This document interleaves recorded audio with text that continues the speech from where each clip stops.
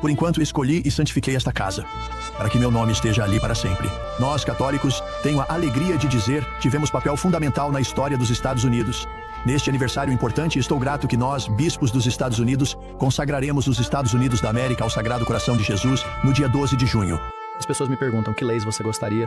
Eu acho que ter as Blue Laws, as leis do sábado e de domingo, realmente é a primeira coisa que acontece. Nossa preocupação é que a longo prazo, no futuro, nosso povo vai enfrentar prisão, como aconteceu em 1888. E se isso acontecesse, seria ruim, mas seria muito melhor do que o que você está passando agora.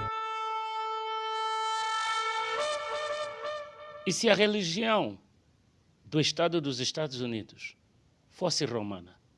E se o movimento nacionalista cristão estivesse defendendo ideais da religião romana? E se houvesse evidências de que os Estados Unidos, na verdade, estão formando a imagem do Império Romano, papal e pagão ao mesmo tempo? A Bíblia nos mostra, em Apocalipse 13, um evento acontecendo no mundo quando a primeira besta recebe o poder do dragão, Satanás, de acordo com Apocalipse 12, verso 9. E esse poder que ela recebe para prevalecer contra os cristãos, contra os santos, persegue os santos durante 42 meses, equivalente a 1260 anos proféticos, 1260 anos proféticos, mas essa besta, em 1798, recebe uma chaga mortal, na sua época, ascendendo uma nova nação conhecida atualmente como os Estados Unidos, que tem tanto poder para fazer com que toda a classe humana viesse a se dobrar diante da besta e do dragão, adorando o Deus Sol. Por causa do movimento dominical, se houvesse evidências, então a Bíblia tem toda a razão. Confira, permaneça até o fim e veja pelos teus próprios olhos como a profecia bíblica está se cumprindo diante dos nossos olhos. Por isso, disse a Bíblia, aqui há sabedoria, e aquele que tem entendimento entenda, e aquele que tem ouvidos ouça o que o Espírito diz às igrejas. Prepare-se, o fim vem, Cristo vem, e Deus te abençoe.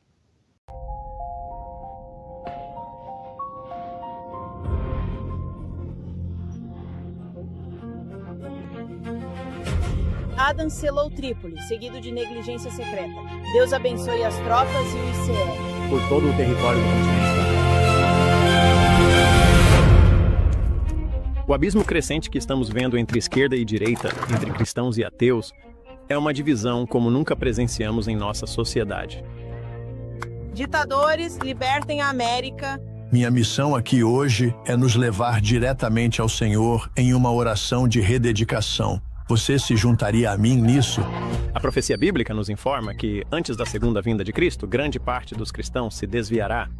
Como é possível que isso aconteça quando o governo dedica a América de volta a Deus justamente no National Mall?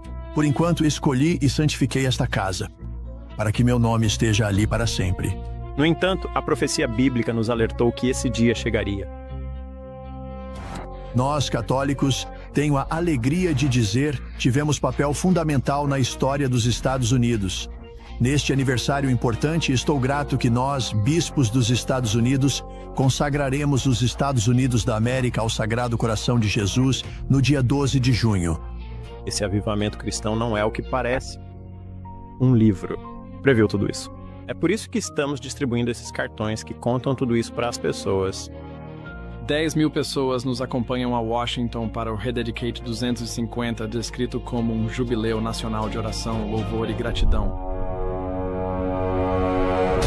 As pessoas têm o direito de saber a verdade antes que seja tarde demais.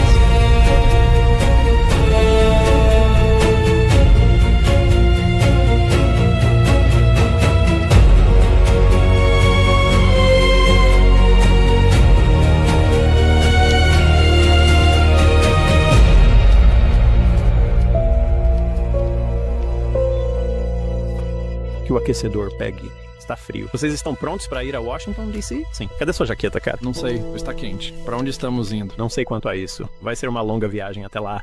Fiquei acordado até umas 11 da noite ontem tentando arrumar as coisas para isso. Então, eu tenho a caixa de cartões do grande conflito que pegamos com o Eric. Mas você tem aqueles outros que ele nos deu antes? 10 mil daqueles especiais de 250º aniversário. Ok, muito bom. Certo, então antes de irmos, vamos orar. E também temos outras pessoas com quem vamos nos encontrar. Querido Pai Celestial, por favor, esteja conosco nesta viagem até Washington, D.C. Por favor, nos ajude enquanto tentamos distribuir esses cartões como as folhas do outono. E que o Senhor nos ajude enquanto distribuímos os livros. Ajude-nos a alcançar o maior número de pessoas. E que a sua vontade seja feita. E que tudo isso seja para a sua honra e glória. Eu oro por essas coisas em nome de Jesus. Amém. Amém. Vamos agora.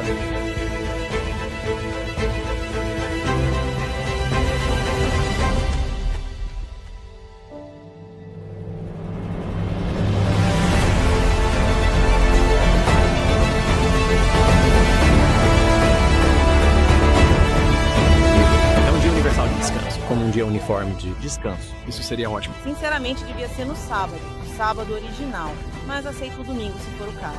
Este país é um país cristão e, no fim das contas, deveríamos seguir esses valores na elaboração das leis e em tudo mais. Seu reino virá, sua vontade será feita na terra. Olhe para o quarto mandamento diante dos estilos de vida tão hiperativos e tão acelerados que um dia de descanso seria bem-vindo. Mas eu acho que Deus tem um plano para nós nos reorientarmos, para termos um sábado.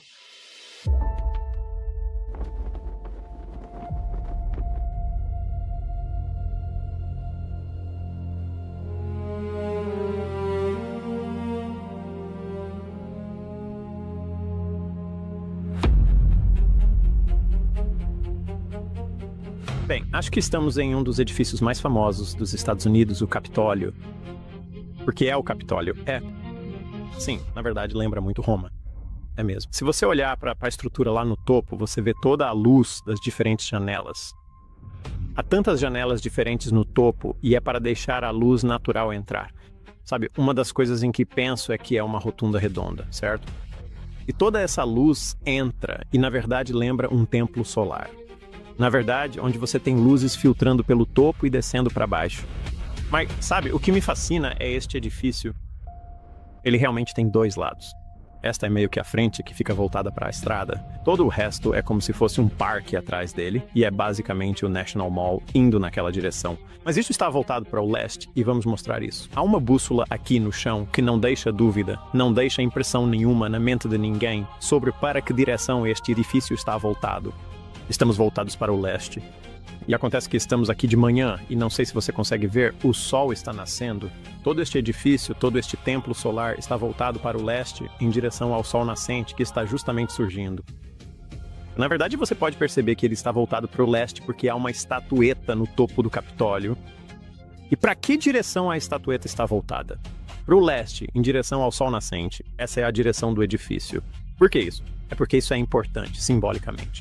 Sabe, não há um alerta em Ezequiel 8 sobre a abominação daqueles 25 homens de costas para o templo se curvando em direção ao sol? Certo.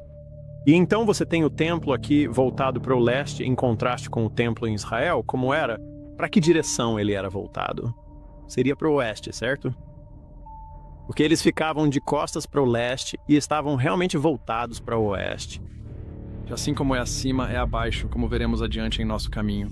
O que é interessante, sabe, no equivalente em Roma, uma das coisas que tem lá é esse grande, sabe, compasso, essa grande roda solar. E o obelisco projeta sua sombra sobre a famosa basílica. No equinócio da primavera, é meio que um símbolo de fertilidade também. Certo. Então tudo isso remonta à Babilônia.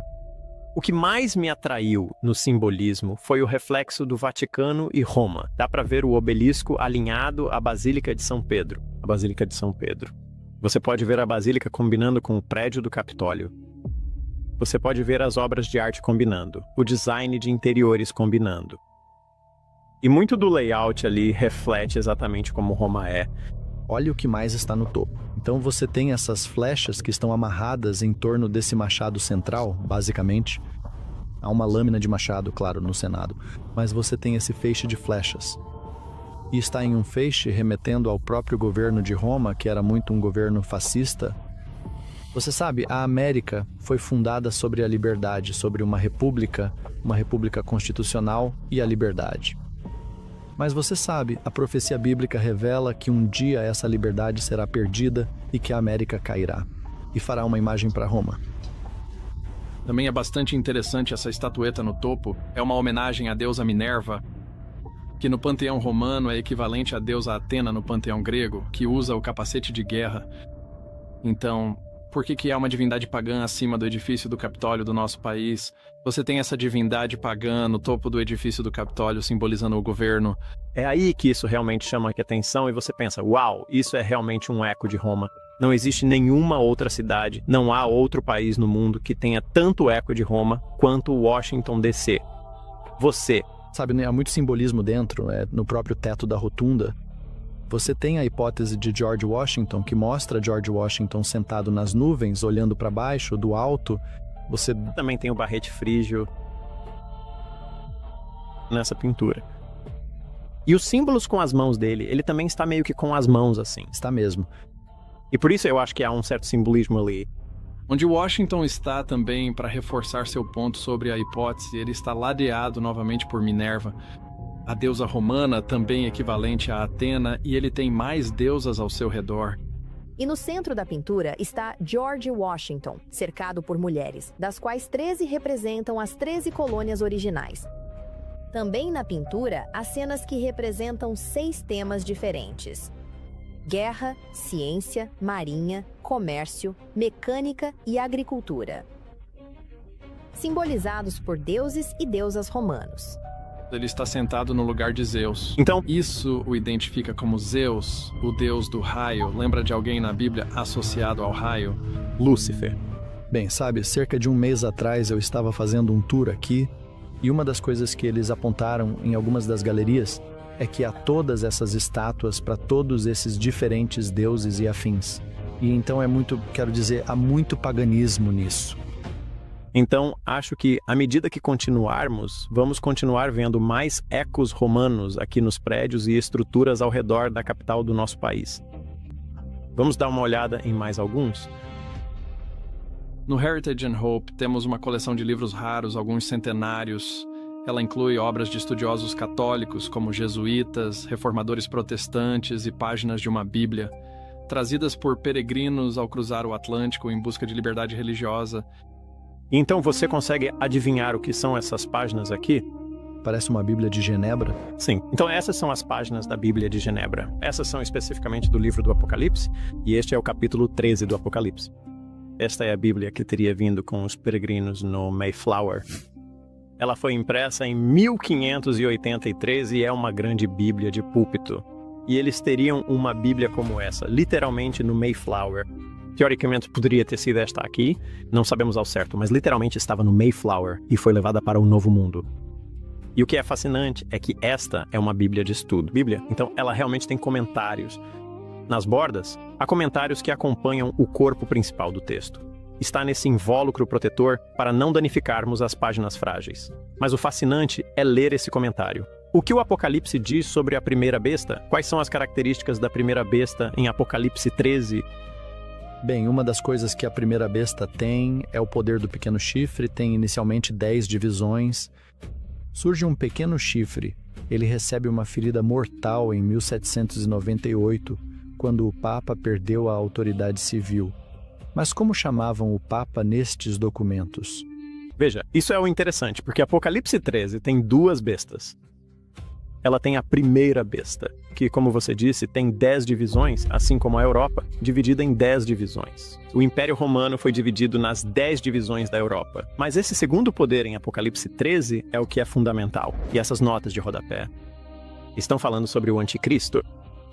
E diz aqui, essas são as notas de rodapé deles, lembre-se, tais como podem ser entendidas pela razão humana. Pois, cerca de 666 anos depois, essa revelação ao Papa ou ao Anticristo começou a se manifestar no mundo. Então, no pensamento dos peregrinos, quando eles vieram para o novo mundo, que é esse renascimento da liberdade, certo? E um novo pensamento e simplesmente uma sociedade crescendo rapidamente. E você tem a Declaração de Independência assinada em 1776, você tem esse país nascente que está se estabelecendo de forma muito firme no cenário mundial. Então, ok, nossa hipótese aqui é que a primeira besta é a Igreja Católica Romana. Mas basicamente estamos afirmando que a segunda besta são os Estados Unidos da América.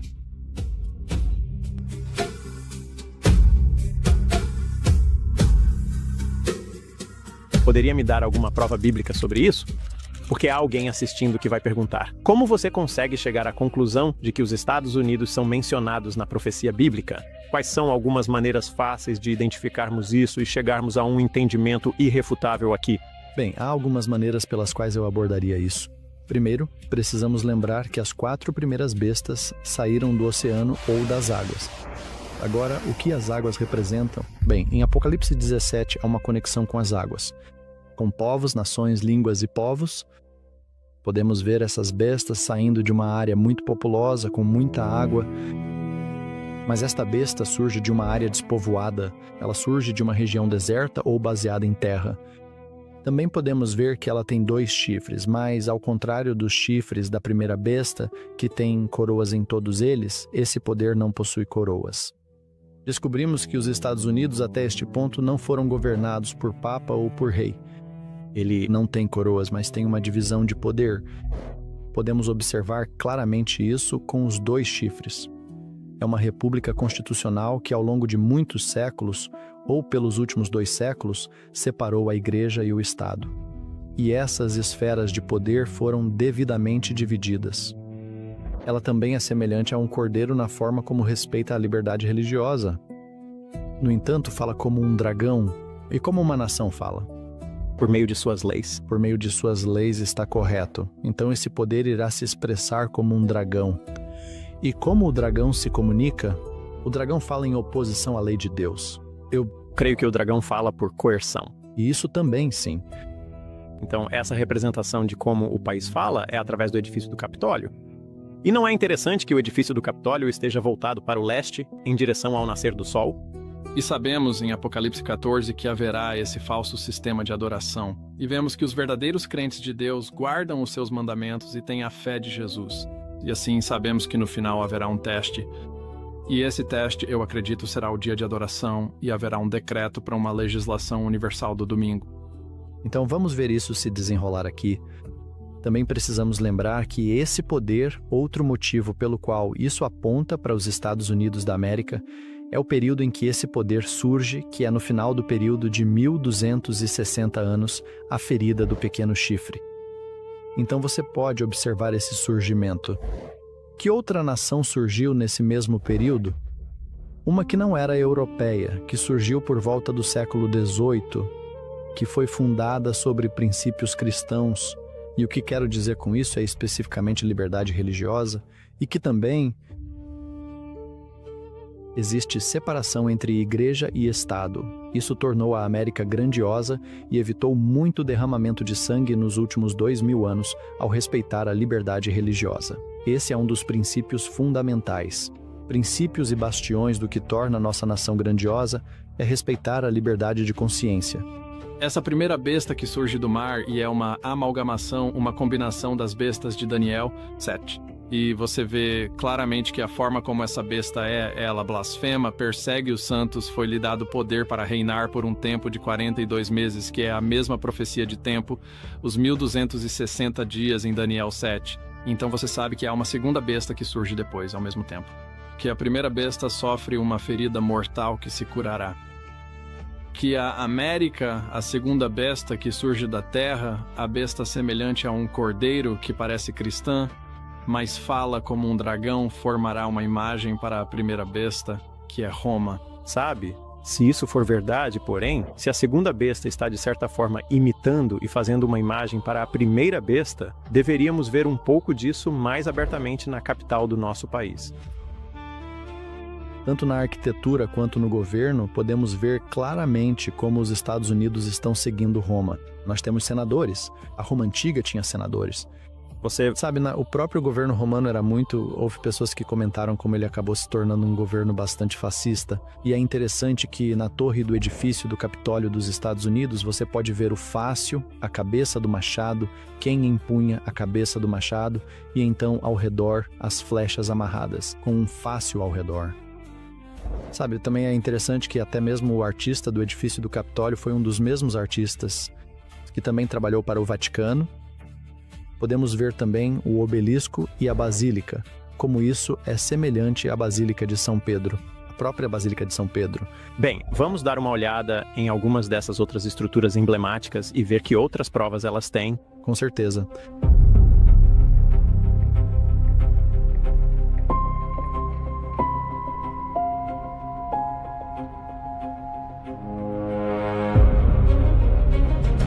Cara, esse negócio é alto. Sabe, uma das coisas que acho interessante sobre isso é que este é o maior obelisco egípcio do mundo. Agora, obviamente, não é um único bloco de pedra, como o obelisco que fica posicionado do lado de fora do Vaticano. Não é apenas qualquer obelisco, é o maior obelisco de todo o mundo. E isso não é nada menos do que intencional. Lá embaixo tem um espelho d'água que vamos ver daqui a pouco, que reflete perfeitamente o grande monumento. Por que você acha que é assim? É símbolo pagão e ocultista de como em cima, embaixo. Certo. E o caminho em que estamos agora é a calçada que leva até lá. E, na verdade, há 4 calçadas que chegam. E elas convergem ao redor do monumento a Washington. Isso, na verdade, forma um símbolo único chamado Vesica. Vesica Pisces, se estou pronunciando corretamente. Vesica. Vesica Pisces, e basicamente é a bexiga do peixe. É isso mesmo. Não há apenas um obelisco em Roma. Há vários obeliscos. Há um do lado de fora de São João de Latrão. Esse foi trazido do Egito, dedicado ao deus Sol-Ra, e já estava lá quando os israelitas saíram no Êxodo. Então, esse simbolismo, você tem basicamente um obelisco, que é um obelisco. É um falo, um genital masculino. Temos o masculino e a Vesica Piscis como o feminino. Certo. E então, quando você tem os círculos convergentes assim, tudo se baseia basicamente em fertilidade. Qual o objetivo disso? Supostamente fomos fundados em princípios cristãos. Por que há um obelisco egípcio que representa o culto ao falo? Qual a altura dele? Exatamente 555. Pés em especial. Bem simbólico no meio ocultista. Certo. A Casa Branca está naquela direção, virada para lá. E o Memorial Lincoln fica bem ali. Voltado para ele. A parte de trás do Capitólio, que você sabe, na verdade tem 2 lados, está voltada para ele. Mas então todo o propósito do National Mall é meio que voltado para o leste. Então você tem um simbolismo pagão de fertilidade, sabe, bem no centro. Tudo ao redor está voltado para ele. Você poderia mostrar a uma criança de 5 anos uma foto do obelisco na Basílica de São Pedro e também o monumento a Washington. E não dar nenhuma outra descrição. Apenas perguntar, esses 2 são a mesma coisa? E ela diria que sim. Há tanto simbolismo entre os Estados Unidos, na capital, e o Vaticano. E é exatamente isso que vamos ver à medida que continuarmos. Isso não deve ser só por acaso. Não, de jeito nenhum, sim. É impressionante. Vejam só essas piscinas de reflexão ali. A piscina de reflexão bem aqui, eles estão pintando de azul. Eles estão pintando tudo de azul. Obviamente havia água nela e você podia ver perfeitamente o reflexo de... É um monumento a Washington refletido na piscina que você vê bem aqui. Sabe, azul é uma escolha de cor interessante se você pensar do ponto de vista bíblico. Em Números 15, azul era a cor da fita na túnica sacerdotal para lembrá-los da lei de Deus. Assim, o azul lembra a lei divina. E veja, nacionalistas cristãos querem rememorar a lei de Deus na América, mas tentam fazer isso pela força e coerção, para impor e legislar isso, começando com as chamadas leis azuis de todas as coisas. Bem, você é um nacionalista cristão. Você quer que o reino seja o governo? Sim. Você quer que Deus venha e assuma o governo? Sim. Culpado, como acusado. Na verdade, você não precisa de uma maioria da população apoiando. Você só precisa de uma minoria determinada. E então essa classe dominante pode moldar a imaginação da maioria. Há muitas pessoas que simplesmente vão se adaptar com a imaginação definida pelo povo à classe dominante. Todos os 10 mandamentos devem ser legislados e deixar claro para todos qual sábado nós favorecemos. A lei civil também pode incluir, eu acho, leis de blasfêmia, leis do sábado de domingo. As pessoas me perguntam que leis você gostaria. Eu acho que ter as Blue Laws, as leis do sábado de domingo, realmente é a primeira coisa que acontece. Não são leis de blasfêmia, não são leis contra hereges. E como ele entrelaça todos esses fatos interessantes e a história do sábado. E até mesmo certas leis como as Blue Laws que tivemos aqui neste país. E como realmente mudamos sem ter esse descanso incorporado ao nosso país. Ao refletir Roma, a reivindicação de Roma sempre foi ter o poder de unir igreja e Estado. Então, se você olhar para a bandeira do Vaticano, por exemplo, as chaves de prata e ouro unidas pelo cordão vermelho são simbólicas da união entre igreja e Estado. Mas cada vez mais estamos vendo que, embora a América tenha sido originalmente designada como um governo civil, há movimentos sendo feitos onde indivíduos fazem referências a Roma e meio que nos apontam nessa direção. E também, simultaneamente, clamando pela abolição da separação entre igreja e Estado. Então, não é difícil ver como isso está nos apontando de volta para uma espécie de unidade eclesiástica. Quero ouvir vocês. Por isso vamos à igreja aos domingos, vocês deviam ser as mais poderosas da terra. Eles dizem separação entre igreja e Estado, foi o que me disseram. Eu disse, ok, esqueçamos isso por hora. Estamos trazendo a religião de volta ao nosso país. Nós podemos organizar o âmbito civil para que no dia sagrado de Deus descansemos e o adoremos. Esse reconhecimento público certamente deveria ser formalizado em nossas leis. O que mais me preocupa sobre a união entre o poder religioso e o civil é que já existem vozes dentro desse grupo falando sobre os valores de Aquino. Tomás de Aquino foi alguém que defendeu a pena de morte para a heresia e o grande conflito já alertou sobre isso. Assim como Apocalipse 13 e 14, que falam sobre como haverá pessoas perseguidas até a morte. E já estamos vendo movimentos dentro do nacionalismo cristão começando a defender isso. Viemos aqui para ensinar vocês a obedecer. E imediatamente eles dizem, isso é jihad. Imediatamente isso é lei sharia. Porque eles sentem a força. De certa forma, você só precisa se apoiar nisso. Você não pode recuar na questão da obediência. Certo. É isso mesmo. Estamos absolutamente aqui para ensinar as pessoas a obedecer ao padrão. Sim. Nossa preocupação é que, a longo prazo, no futuro, nosso povo vai enfrentar prisão, como aconteceu em 1888. E se isso acontecesse, seria ruim. Mas seria muito melhor do que o que você está passando agora. Não, vai chegar um tempo de perseguição. E sabemos que, eventualmente, isso vai acontecer. Vai chegar um momento em que haverá uma lei nacional do domingo e que haverá legislações sobre o domingo. E isso vai continuar até o ponto de um decreto de morte. E então, ao observar isso acontecer, percebo que o papel profético que os Estados Unidos desempenham é absolutamente fundamental. Nos tempos do fim, sempre que leio que essa besta semelhante a um cordeiro começa a falar como um dragão, sinto os pelos da minha nuca se arrepiarem, porque reconheço em minha mente algo que eu já li na Bíblia antes. Washington, D.C. Tem tantas referências à adoração do sol romana e você vê novamente toda a arquitetura greco-romana e as divindades pagãs. E sabemos em Apocalipse 13 que a segunda besta fará uma imagem para a primeira besta e sabemos que essa primeira besta é Roma. E então, quando você vai a DC, que é a capital do nosso país, nosso suposto país cristão, e você vê novamente por toda parte a arquitetura greco-romana, deuses romanos, não há dúvida de que essa imagem está se formando. É meio interessante, você tem já falamos sobre isso antes, assim em cima como embaixo, que é reflexivo de assim como é no céu, será na terra, ou assim como é na terra. É como se fosse essa conexão. Agora, obviamente, nós concordaríamos que não é o céu na terra neste momento, pelo menos não do ponto de vista bíblico. Mas nessa simbologia, do ponto de vista ocultista, na verdade você tem a lei se refletindo da terra para o céu, e não do céu para baixo. Quando você olha para o monumento a Washington e vê também o espelho d'água e o Lincoln Memorial, que é o templo de Lincoln, acho que muitas pessoas, inclusive eu no passado, estávamos com a cabeça enfiada na areia. Sim, há muito simbolismo aqui, mas sabe, também há muito simbolismo no templo que está atrás de nós. E sabe, ele se chama Memorial Lincoln. Mas ele te diz... Parece muito com o Partenon, né? Sim, vamos dar uma olhada.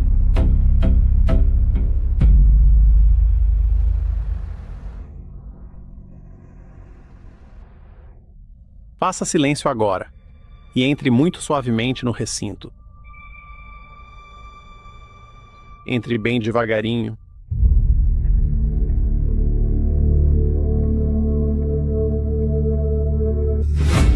Você não pode deixar de notar que estamos em um antigo templo romano. Está dizendo que é um templo. Está dizendo silêncio, respeito, por favor. Tem alguém sentado no trono? Tem anjos de cada lado com as asas estendidas. Como um espaço feito para ser sagrado. Claro. E olhe para os bastões, que estão amarrados firmemente em um batache. Agora, eu queria que você prestasse atenção na penúltima palavra dessa frase. Abraham Lincoln está consagrado. Isto é um santuário, não é? Sim, é. Agora, se você deixar seus olhos deslizarem para cá de cada lado, você vê a águia com a cabeça virada para o lado. É a mesma arquitetura encontrada em Roma e também a mesma que você vê no Vaticano. Não se escondem. Não está escondido. Vê lá. Quero dizer, desde as colunas mesmo até o final.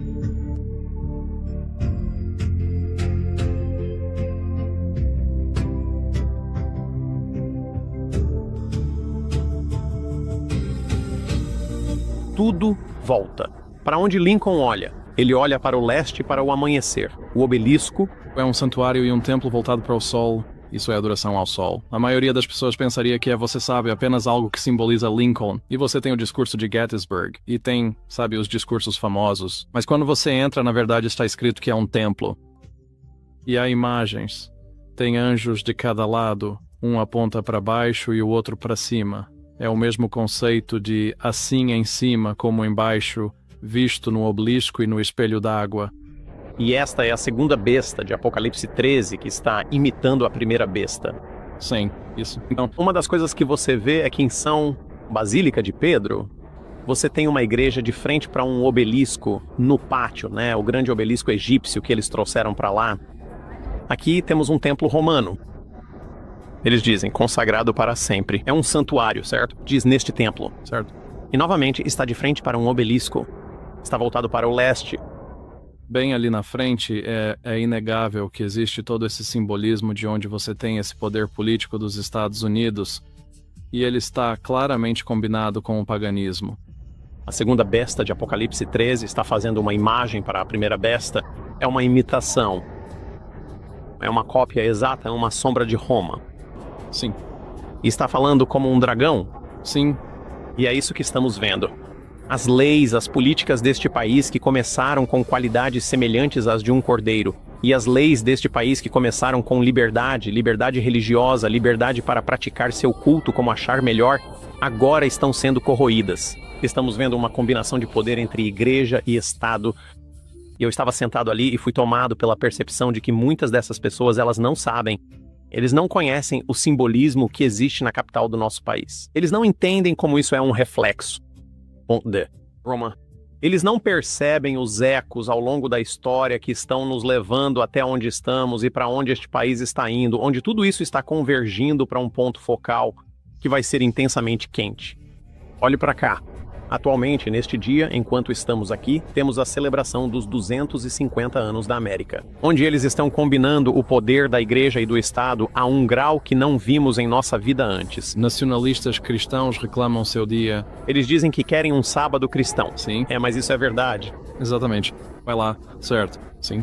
E então, enquanto olhamos daqui e olhamos além do monumento a Washington e vemos eles montando aquele palco, eu penso em um palco ainda maior. Há um palco mundial que está sendo montado neste momento. E à medida que esse palco mundial é preparado, vamos começar a ver os eventos finais da profecia bíblica acontecerem ao nosso redor. E isso significa que temos um trabalho a fazer. E eu senti esse peso de que, cara, precisamos espalhar essa mensagem. Essas pessoas, elas precisam saber, precisam entender onde estamos na profecia bíblica. Das milhares de pessoas que vimos hoje, vimos algumas pessoas lá fora distribuindo o grande conflito. Mas há milhares de outras que não têm um. Esse é todo o nosso propósito ao vir aqui. Pegar esses cartões e entregá-los às pessoas dizendo, acorde, olhe para isso. Eles passam por entre esses pilares, ignorantes de que estão caminhando por um antigo eco do passado. Um eco da história.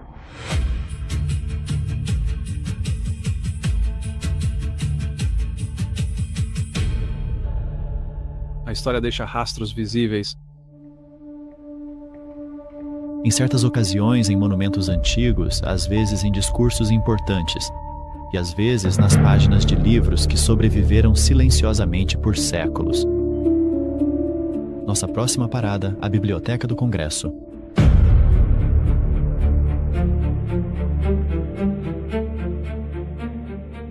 Ao passar pelas portas e entrar no arquivo, recebemos manuscritos originais que sobreviveram a impérios, guerras e revoluções.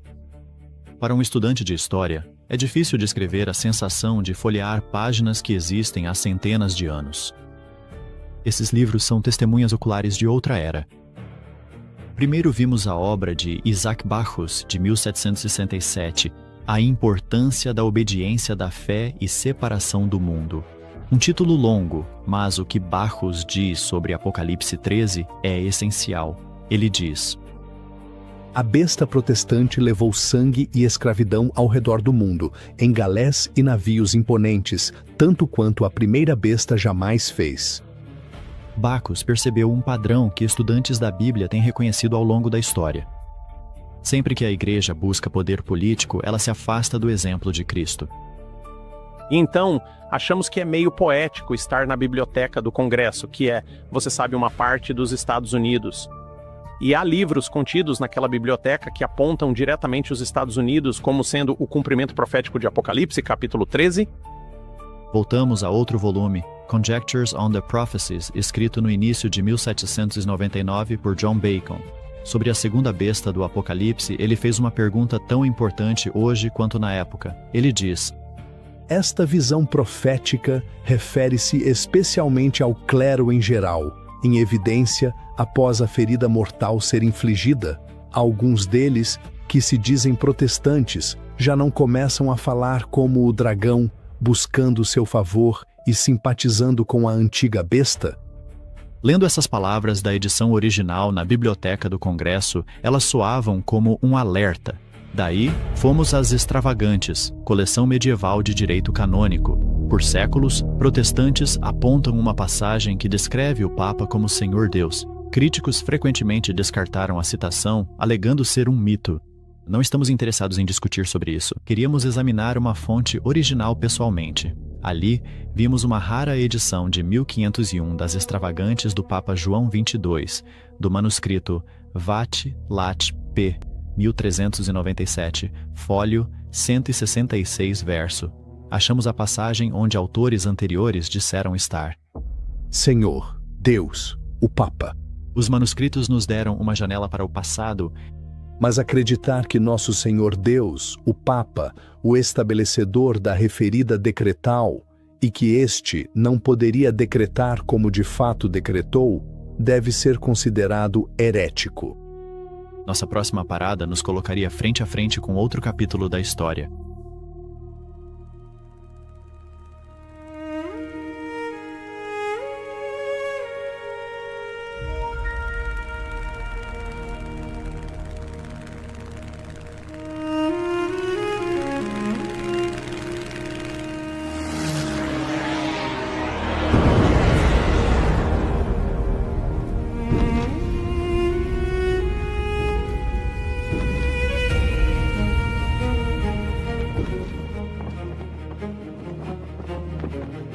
Certo, pessoal, estamos andando por DC e explorando algumas das conexões com Roma e o simbolismo e as imagens que vemos aqui. E agora estamos no memorial da Segunda Guerra Mundial e precisamos ter muito cuidado na forma como falamos sobre isso. Tenho familiares que serviram, alguns deles serviram especificamente na Segunda Guerra Mundial. Então, Ao falar disso, não estamos falando negativamente dos nossos veteranos nem um pouco, mas ao andar por aqui, é impossível ignorar a influência romana. Lá no topo, veja as águias e as coroas de louros. Este é um dos arcos. Este é o Atlântico e do outro lado temos um arco correspondente que representa o Pacífico. Na parte inferior vemos a deusa Nis com uma espada quebrada nas mãos e os raios de sol.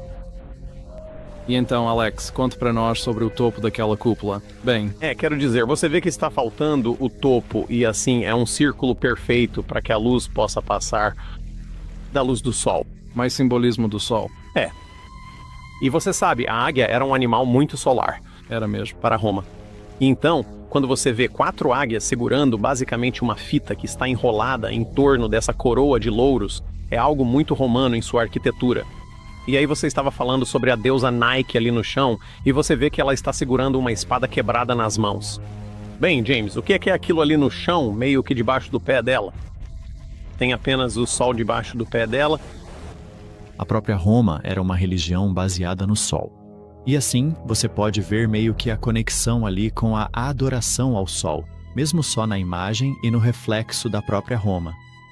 E sabe, você realmente vê muito disso que faz referência ao sol. Certo. Isso faz a gente começar a se perguntar, quanto disso foi realmente intencional? Quando eu comecei a investigar e observar, o simbolismo em Washington, D.C. é apenas uma amostra da apostasia e do paganismo em uma suposta capital de uma nação cristã. Quero dizer, de novo, temos aqui os raios do sol, claramente, essa abertura acima da cúpula para o sol entrar. Quero dizer, algumas coisas são inegáveis. Sim, com certeza. Também vamos olhar para algumas dessas coroas enquanto damos a volta e ver o que mais encontramos. Parece bom.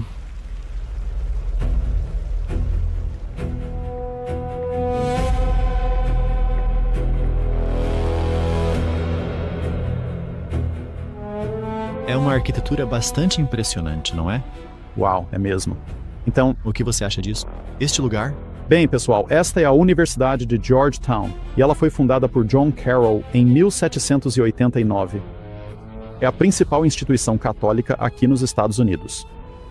Se você pensar no que os jesuítas representavam, a missão deles na Contra-Reforma era desfazer tudo o que a Reforma Protestante defendia. E uma das maneiras pelas quais eles fizeram isso foi introduzindo 2 escolas de pensamento, o preterismo e o futurismo. Com o preterismo, eles colocaram os eventos do Apocalipse no passado distante, ou com o futurismo no futuro distante, mas tudo para tirar o foco profético, os pés, do catolicismo romano como instituição. E eles têm sido muito eficazes aqui nos Estados Unidos em influenciar líderes políticos, em influenciar instituições, especificamente instituições educacionais, para promover esses tipos de valores que nos levaram ao ponto em que estamos hoje, onde cristãos estão tomando conta dos Estados Unidos da América e o protestantismo está acreditando no pós-milenismo ou no amilenismo, em alguns casos, e acreditando que podem instituir o reino de Deus aqui nesta terra. Sim, então, obviamente. Nós acabamos de ir à Universidade de Georgetown e vimos uma universidade jesuíta, mas acho que precisamos falar um pouco sobre a ordem jesuíta em si, só brevemente. E então, esses livros aqui foram realmente escritos por pessoas, na ordem dos jesuítas, comentando sobre o que Roma teve e fez nos últimos, você sabe, 1700 anos. E esta edição impressa mais recente que vemos aqui contém diversos documentos originais, incluindo bulas papais e outros registros históricos importantes daquela época, que deram início a alguns problemas muito importantes. Por exemplo, a famosa Bula Papal, que deu início à própria Inquisição, promulgada pelo Papa Inocêncio IV em Cristo. Esterpanda. A regra 25 comenta sobre a utilidade ou o uso da tortura para hereges. E conforme é detalhado na obra O Grande Conflito, os jesuítas constituíam a principal força de elite de Roma no combate direto a tudo o que o movimento protestante defendia fervorosamente. Mas o que vemos aqui é um prédio muito antigo. E para mim, isso remete à Idade Média. O que aconteceu durante a Idade Média com os jesuítas e os protestantes? Você sabe, foi realmente a Contra-Reforma que começou naquela época. Então, quando vejo uma arquitetura que remete àquele período, não é como se a arquitetura tivesse causado isso. Mas é interessante. Isso faz você se lembrar. E deveria nos fazer lembrar da nossa herança. E naquela época era um período violento. Não foi pacífico, não era sobre encerrar o protesto pacificamente. Há vários pontos que acho que devemos destacar aqui. Então, alguns dos cânones falam, por exemplo, sobre o que Roma fez com as escrituras, até mesmo antes da Reforma Protestante, quando as escrituras eram realmente proibidas para os leigos. E então, parte do método de Roma era manter a pessoa comum na ignorância sobre a palavra de Deus. A regra 25 comenta sobre a utilidade ou o uso da tortura para hereges. Também podemos ver alguns dos documentos que foram produzidos posteriormente aqui, onde comentam detalhadamente sobre como os hereges podem ser queimados vivos diante de outros homens. Quando penso nesta universidade e vejo essas tendas com todas essas cadeiras para a formatura, vejo que acabaram de realizar a cerimônia aqui. E quando estamos sentados em uma universidade jesuíta de destaque, não é apenas um grupo de jesuítas que está se formando aqui. Também é que você tem pessoas de toda Washington, D.C., que vêm para esta escola, e isso abre portas para você. Se você tem um diploma, se você você se forma na Universidade de Georgetown, esse é um nome de prestígio.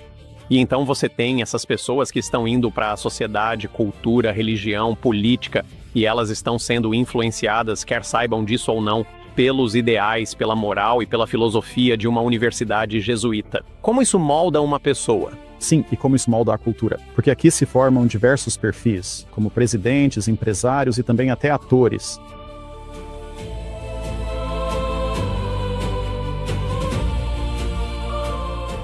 A ideia de passar por um longo período de educação sob os jesuítas foi algo muito natural para me levar até onde estou hoje.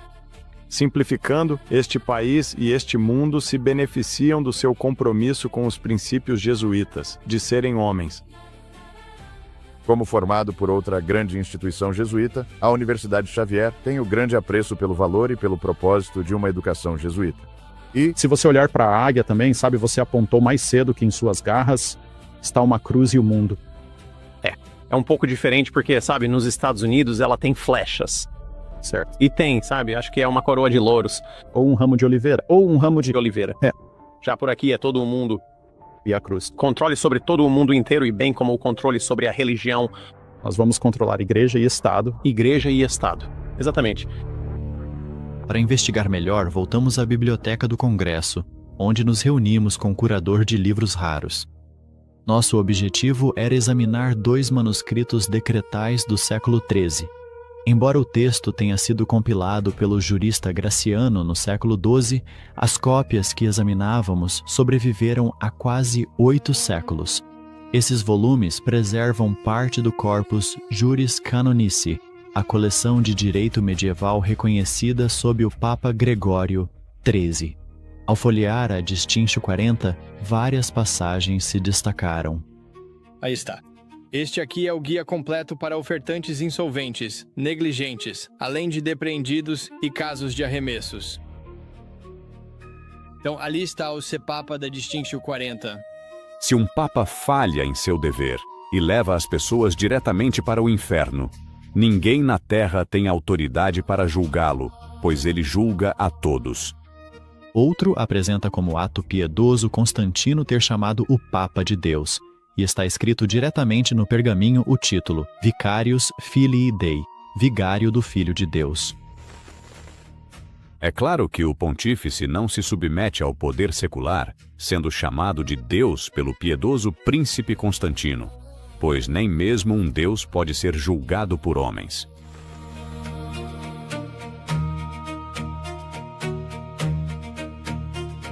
Quando você estuda o Grande Conflito, é difícil ver documentos como esses apenas como simples artefatos históricos. Elas falam diretamente às questões de autoridade, adoração e consciência. Questões que inquietavam cristãos há séculos voltam ao debate público. Por mais de 150 anos, adventistas alertam que princípios do Apocalipse reapareceriam pela união entre Igreja e Estado, testando a liberdade de consciência. Independentemente da sua conclusão, ver essas fontes originais mostra que a história exige atenção. As evidências estão disponíveis para qualquer um que queira examiná-las. A questão é, o que faremos com isso? O convite das Escrituras permanece. Tema a Deus e dê glória a Ele.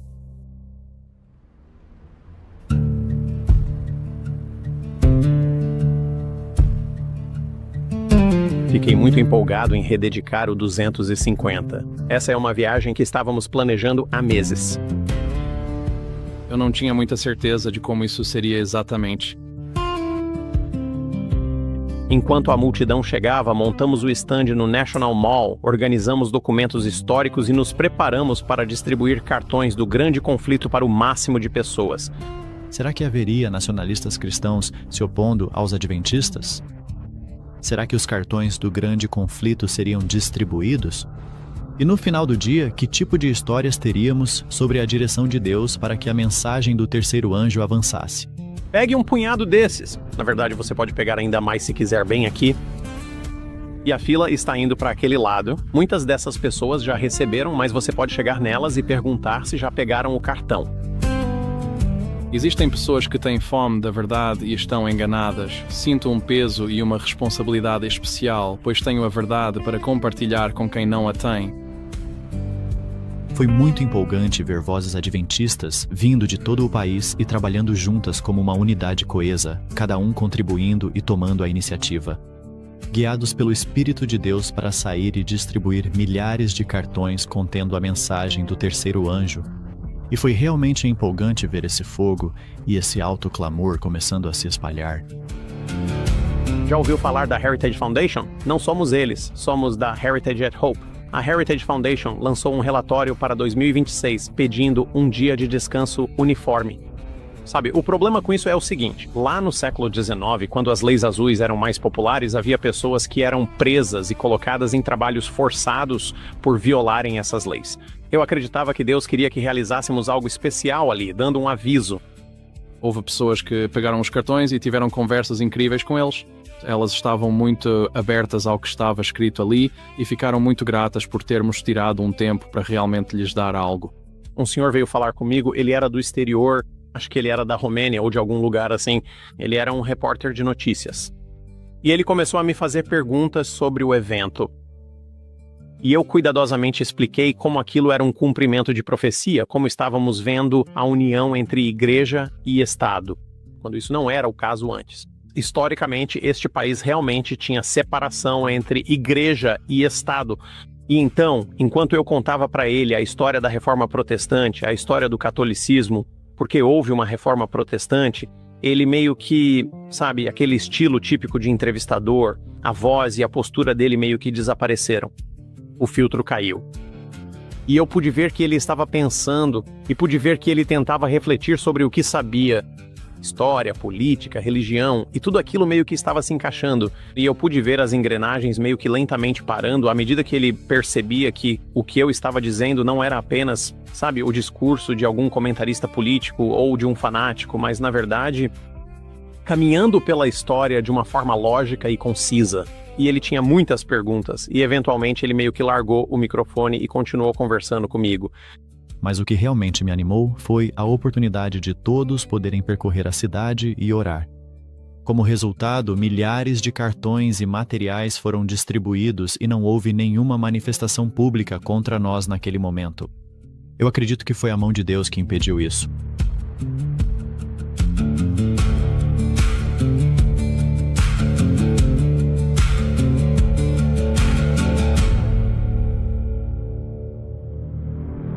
Mas então, naquele exato instante, Deus interveio e fez algo maravilhoso para transformar o destino. O palco estava pronto. Será que a união entre igreja e Estado é o avivamento deste país? Se você é um seguidor de Jesus, você esperou a vida inteira por este momento. Um dia de rededicação e um jubileu de oração por uma nação. Esse evento foi tão importante que estivemos presentes pessoalmente, pois o vimos como cumprimento da profecia bíblica. Sabemos que vivemos tempos sérios porque a própria declaração de independência é controversa. Esta própria reunião é criticada como uma tentativa de transformar a América em uma nação cristã. Nossa declaração de independência é uma declaração de dependência de Deus. Vemos essa combinação de poder entre igreja e Estado se unindo, e é algo sobre o qual falamos com frequência em nosso podcast, em nosso canal no YouTube. A separação entre igreja e Estado foi criada para impedir que o Estado ou o governo controlasse a igreja. Nunca foi intenção que a igreja não fizesse parte do governo, mas sim impedir que o governo controlasse a igreja. A igreja, como era antigamente, costumava cuidar do Estado. Mas com o tempo, os papéis foram se invertendo. Nos últimos anos, passamos a crer que a igreja não se envolve com o Estado, quando na verdade era o contrário. E por isso foi muito interessante participar de um evento onde haveria uma dedicação nacional dos Estados Unidos a Deus. E testemunhar que tipo de avivamento pode surgir como fruto desse compromisso. Estamos fazendo isso novamente hoje para rededicar esta nação ao Senhor dos Exércitos. Ouve as nossas orações pela rededicação de hoje. Rededicação nacional. Que possamos nos rededicar. Uma rededicação. Senhor, neste grande aniversário nacional, nos reunimos para rededicar nosso país a Ti. Assim como no início dedicamos esta terra ao Teu santíssimo nome, hoje aqui, Senhor, neste 250º ano da independência americana, rededicamos os Estados Unidos da América. Obrigado, como uma nação sob Deus. Vamos orar sempre sem cessar.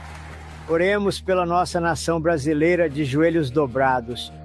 Havia muitas e muitas pessoas lá que foram enganadas e acreditam firmemente que a América deveria ser uma nação cristã. E talvez nem devesse mais existir uma separação entre igreja e Estado.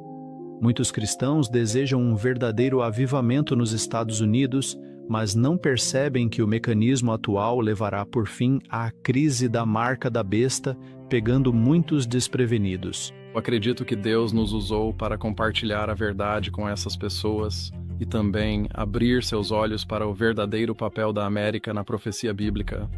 Beiramos a união entre igreja e Estado e vemos leis dominicais sendo promovidas. Se houve um momento para alertar as pessoas, esse momento é agora.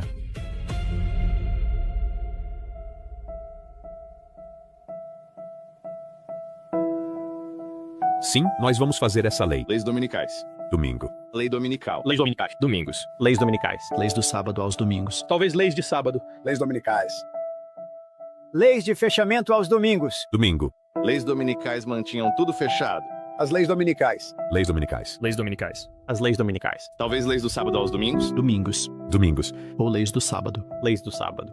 Leis do sábado. Eu me lembro das leis dominicais. Relatos das leis dominicais. Essas leis chamam-se leis dominicais. Leis dominicais. Dominicais. Lá costumava ter isso, tipo, nós impunhamos isso para toda a cultura. Lembrando as leis dominicais. Lei dominical. As leis dominicais. Leis dominicais. Tudo devia fechar aos domingos. A Alemanha ainda tem leis dominicais. Então, as leis dominicais eram assim. Domingo, tudo fechava. Leis dominicais na América. Sim, as leis dominicais ainda fazem muito sentido. Tinha lei dominical. Lembra das leis dominicais? Alguém já leu sobre isso? Estados tinham leis dominicais? Tudo fecha aos domingos, eles ainda têm leis dominicais. Fica tudo fechado. A única maneira eficaz de começar o retorno à ordem moral neste país é mediante o emprego da força. Essa é a única forma. Precisamos realmente ser implacáveis quando se trata do exercício do poder. Eu oro hoje, Senhor, que o Senhor ainda não tenha terminado com a América. Ao ler Êxodo 31, versículo 13, o sábado revela que é o Senhor Deus quem nos santifica. Então, para mim, o sábado é uma repreensão dupla contra os dois erros do catolicismo, onde ensinam a salvação no pecado ou a salvação pelo mérito do homem. Como protestante, acredito que a justificação pela fé ocorre por meio da fé e não pelas obras da lei. E, portanto, para mim, guardar o sábado é um fato que significa que é Deus quem me santifica, Deus quem transforma meu coração e Deus agindo dentro de mim. Em Filipenses 2, versículo 13, é Deus quem opera em vós tanto o querer quanto o efetuar, e guardar os seus mandamentos. Mas é a obra de Deus, do começo ao fim. Eu não tenho mérito algum nisso. Vocês são a favor das leis azuis e desse tipo de coisa? Sim. Certo. O que aconteceria se alguém, digamos, fosse a igreja, fosse cristão, mas fosse a igreja no sábado? Somos nós. Ah, são vocês? Somos nós. Certo, tudo bem. De qual denominação vocês são? Puro cristão. Então vocês são a favor de um dia de descanso uniforme, mas seria uma legislação para o domingo. A Heritage Foundation promove isso, não é uma pegadinha nem nada disso. Ah, entendi. Eu acredito que o debate entre o sábado e o domingo é importante porque é o grande sinal da besta de que Cristo fala em Apocalipse 13 e 14. Porque sabemos que há uma marca e há um sinal. E o sinal é Deus e seus mandamentos. E é um sinal entre o seu povo, tanto em suas mentes, através de seus pensamentos, quanto em suas ações também. E da mesma forma sabemos que haverá um sinal ou uma marca para a besta. E infelizmente, grande parte do mundo hoje está seguindo a besta, e eu acho que há muitas pessoas fazendo isso, certamente, talvez até a maioria sem saber. Me entristece ver todas as lojas abertas no domingo.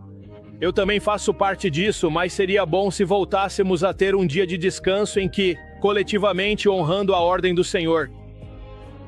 Quando eu era muito jovem, sabe, nós não fazíamos compras, não fazíamos nada no domingo, exceto ir à casa da avó e fazer uma refeição com a família. Mas por um outro lado, se o coração das pessoas não mudar, você pode fechar todos os dias da semana, sabe? E ainda assim, sabe, o Papai Noel vai dominar e reinar o dia. Sim. E hoje em dia as pessoas podem fazer qualquer coisa. É como qualquer outro dia. Acho que seria ótimo ter um dia nacional de descanso, um sábado nacional para dar a todos a liberdade de celebrar da maneira que quiserem, mas sem impor isso pelo governo. Sinceramente, acho que deveria ser no sábado, que é o sábado original, mas aceito o domingo se for possível. Em nosso canal, o nacionalista cristão Stephen Wolfe disse que obrigaria a ida à igreja restringindo as compras e vendas aos domingos. Então não seria adoração forçada, não seria obrigar as pessoas a terem fé, seria simplesmente criar condições externas para que as pessoas possam deixar de lado preocupações comuns e terrenas para que possam se concentrar em o propósito desse dia, ou pelo menos o propósito daquele culto que seria mais voltado para o céu. Me parece que hoje em dia seria mais fácil aplicar algum tipo de consequência monetária ou financeira para assegurar que pelo menos os estabelecimentos comerciais das pessoas estejam fechados ao público. A lei, ao meu ver, seria apenas negar o acesso público. Para que seja assim, isso negaria às pessoas uma fonte de renda naquele dia, obviamente, porque elas não poderiam vender seus produtos. Mas isso teria que ser fiscalizado, então se houver uma lei, teria que haver algum tipo de sanção relacionada ao comportamento. Agora, se vocês leram Apocalipse 13, sobre a marca da besta, isso é um paralelo direto com Apocalipse 13. E isso te preocupa ao ouvir que há pessoas que querem fazer isso com você? E eles têm até vários deles, Stephen Wolfe, Joel Webbin, falaram abertamente sobre como eles fariam isso, que a punição eventualmente poderia chegar à pena capital. Então, eu olharia para todas essas leis morais específicas do Antigo Testamento, e algumas delas sendo leis cívicas, códigos civis.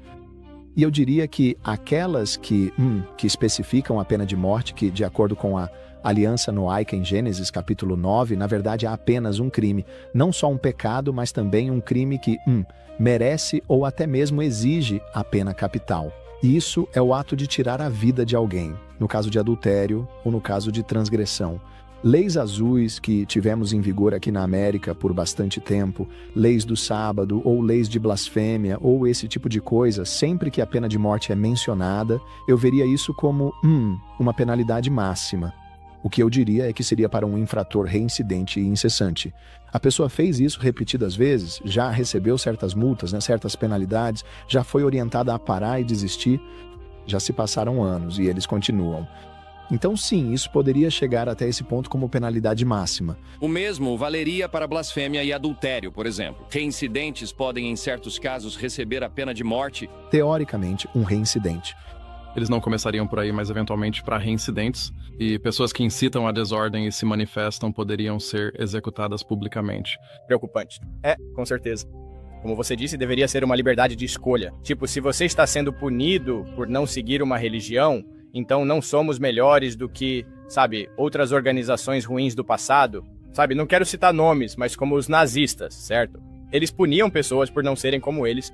Então você pode dizer que é em nome do cristianismo, mas acabamos não sendo diferentes deles, certo? E na página 61, bem aqui, na forma irimente, se você olhar, pode ver que existe um juramento que está sendo feito, e na verdade esse juramento é mencionado no grande conflito, que hereges, cismáticos e rebeldes do Papa e de seus sucessores eu irei perseguir e subjugar. E acho que encontramos evidências de que foi exatamente isso que aconteceu. A primeira vez que li o grande conflito pessoalmente foi provavelmente, talvez há algumas décadas. Eu li pela primeira vez quando era adolescente. E como vimos, por exemplo, em 2015, a Aliança Europeia do Domingo acontecendo, e tivemos a Laudato Si e algumas das encíclicas falando sobre o descanso dominical. Com o passar do tempo, ficou cada vez mais óbvio que o que eu tinha lido quando criança era ainda mais verdadeiro. Claro, eu já sabia disso, mas ao ver se cumprir, ficou ainda mais poderoso e real. E é uma leitura incrível e fantástica passar por toda a história. E depois mudar o foco para falar sobre o que está para vir. Ela oferece uma visão profética. Acho que precisamos lembrar que este livro foi escrito há mais de 100 anos. E vou te dizer, no meu primeiro contato com alguns dos nacionalistas cristãos que entrevistamos, para mim foi um grande alerta de que esse momento chegou, que realmente estamos nos últimos instantes do tempo. Estamos mais próximos do fim do que nunca. E a decisão final, o teste decisivo, a linha entre o bem e o mal, chega mais rápido do que a maioria imagina. E por isso precisamos levar essa mensagem ao mundo agora, para que possam escolher o lado do bem, para que possam ter a vida eterna e estar com Deus no céu. Mas, se você voltar ao século XVII, havia protestantes que começaram a reconhecer essa conexão entre o sábado e o domingo, com a lei de Deus e a marca da besta, conectando especificamente a marca de autoridade de Roma, aquilo que eles reivindicam como autoridade divina para mudar. Outra coisa que encontramos é a mudança do sábado para o domingo. Roma, na verdade, argumentou no Concílio de Trento que essa mudança não se baseava no ensinamento de Cristo, non Christi predicatione Caesarunt, mas sim na autoridade, sed autoritate ecclesiae mutata sunt, pela autoridade da Igreja. E isso foi em resposta aos protestantes que defendiam o sola scriptura. Roma precisava de uma resposta válida para enfraquecê-los. O método dela era apontar a inconsistência deles, em muitos casos ainda guardando o domingo, pois nem todos os protestantes eram reformados. O argumento de Roma aqui era apontar: olha, se vocês estão guardando o domingo e, logicamente, estão aceitando a autoridade da Igreja Católica Romana, porque fomos nós que tivemos a autoridade para mudar esse dia. E esse era parte do argumento que estava acontecendo naquela época, do arcebispo de Régio, Gaspariz Afoso, e você pode ver a sua oração aqui em 18 de janeiro de 1562. A Igreja Católica afirma que mudou o sábado para o domingo, mas não há precedente bíblico para isso. Não há respaldo bíblico para isso. Pergunta: qual é o terceiro mandamento? Resposta: o terceiro mandamento é: lembra-te de santificar o dia de sábado. Pergunta: qual é o dia de sábado? Resposta: o sábado é o dia de sábado. Pergunta: por que observamos o domingo em vez do sábado? Resposta: observamos o domingo em vez do sábado porque a Igreja Católica transferiu a solenidade do sábado para o domingo. Pergunta: por que a Igreja Católica substituiu o domingo pelo sábado? Resposta: a Igreja substituiu o domingo pelo sábado porque Cristo ressuscitou dos mortos em um domingo e o Espírito Santo desceu sobre os apóstolos em um domingo. Por qual autoridade a Igreja substituiu o domingo pelo sábado? A Igreja substituiu o domingo pelo sábado pela plenitude daquele poder divino que Jesus Cristo lhe concedeu. Os 10 mandamentos foram escritos em pedra pelo próprio dedo de Deus, significando sua natureza eterna e imutável. Não podem ser mudados pelo homem. Eles não podem ser mudados por qualquer prelado terreno. Eu acredito que é o teste. Semelhante ao teste no jardim, que parecia apenas uma fruta, mas era algo que Deus pediu e era: você vai obedecer ou não? Acho que as pessoas vão enfrentar um teste semelhante no final, e a pergunta é: você vai obedecer a Deus ou não? E as pessoas que falharem nesse teste, infelizmente, correm o risco de se perderem, e por isso é algo que está no meu coração, e é um fardo importante para nós podermos compartilhar a verdade sobre o sábado.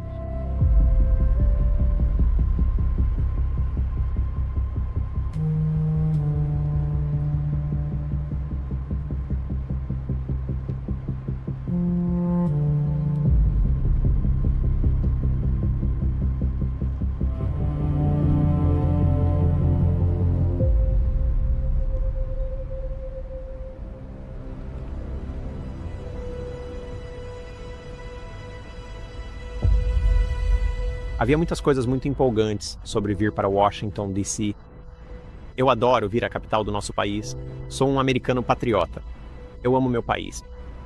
Mas, ao olhar ao redor, vejo acontecimentos se desenrolando na sociedade e na cultura que não posso mais ignorar. Vejo a erosão dos valores básicos neste país sobre os quais ele foi fundado. A separação entre igreja e Estado. Dizem separação entre igreja e Estado. Eu disse, tudo bem, vamos esquecer isso por um momento. A capacidade de praticar livremente a própria religião. Vejo a união do poder igreja-estado se formando como nunca antes na história desta nação. Isso me faz pensar que há tantas pessoas que precisam ouvir a verdade. A pergunta é, o que estamos fazendo para alertá-las? Precisamos ir e mostrar a eles a mensagem do terceiro anjo. Precisamos falar a eles sobre a breve volta de Cristo. Então, a verdadeira questão é, o que vamos fazer a respeito disso? O que você vai fazer a respeito disso? Estamos prontos para a breve vinda de Cristo?